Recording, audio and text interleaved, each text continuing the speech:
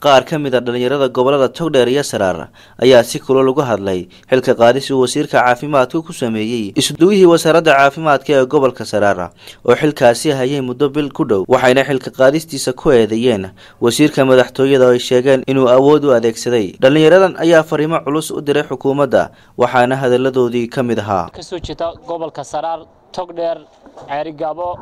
iyo gobolka Saaxil bariga gobolka Saaxil dacwadii foosho xumeyd ee isku duwihii wasaaradda caafimaadka ee gobolka Saraar mudane Dr. Musa Bakar Suudi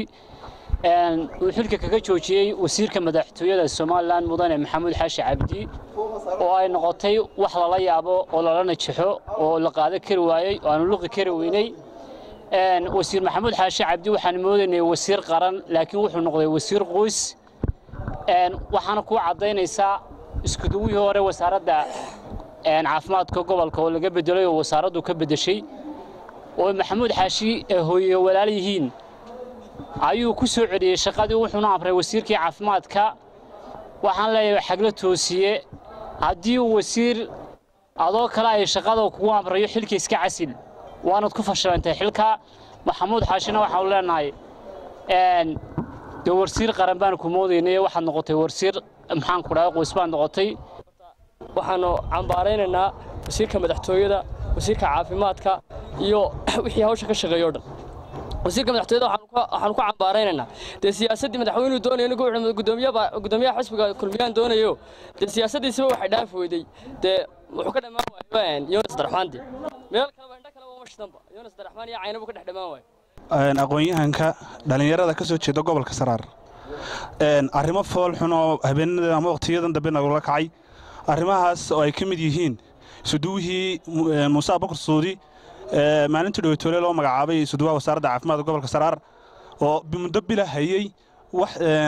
kana bedelay intii hayayna si fiican uga shaqeeyay oo isbedel balaaran ku sameeyay ayaa waxa dhacday in xalay toole digreeto haddana xilka laga qaaday taasina anu aragno wax dhaawac ku ah dhalinyarada gobolka Saraar ama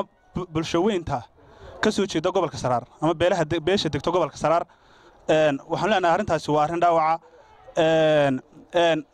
haddaanu dhalinyarada reer Yoonis nahayna u dul qaadan mayno dhibaatada halka maanta inanka muddada bisha hayay inan kale dusha lagaga keenay arrintaana waxa ka dambeeya wasiir Maxamuud Xaashi ninkan kale waa nin dhalinyaro wasaaradda shaqadooda qiimeysay iyada mid u garatay ma aha in la isku garaaco dadka oo wadaagtaana colaad dhexdooda la dhigo marka taa runtii aad baan uga xunahay maxamuudna waxaan leeyahay arrinta faraha kala bax haddii aad kala bixi weydo adiga iyo xisbigaaga kulmiyaba waad ku guban doontaan waanaan tugshan doonaa dad maanta ka qayliya ma nihina waanu cadgoosan doonaa siyaasadda oohin ma laha laakiin cadgoosi bay leedahay abaartii waa laga baxay dee ninkii noo lisay un baan u hambaynaynaa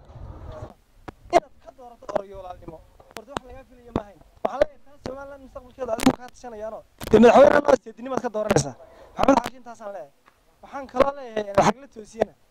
xagla toosiye wasiirka caafimaadka wasaaradda caafimaadka adiga shaqo u in maanta ninka wasaaraddaada laga bedelayo ninka la keenayo wasaaraddaada adiga ka geeyay inan kan kii hornaada ka bedel maanta maxamed xaashi madaxtooyada jooga inuu wasaaraddaada caafimaadka ka taliyo marba nin ku bedelo adiga ayaan darro ku tahay kayaga maqan kayaga jooga ka dhalinyarada ka odayga waanu ka soo horjeednaa hadaan nahay Yoonas Darxmaan ina xaashi waa nin dan leh wuxuu doonayaa waa musharax wuxuu doonayaa mustaqbal siyaasi buu leeyahay waa nin dhalinyaro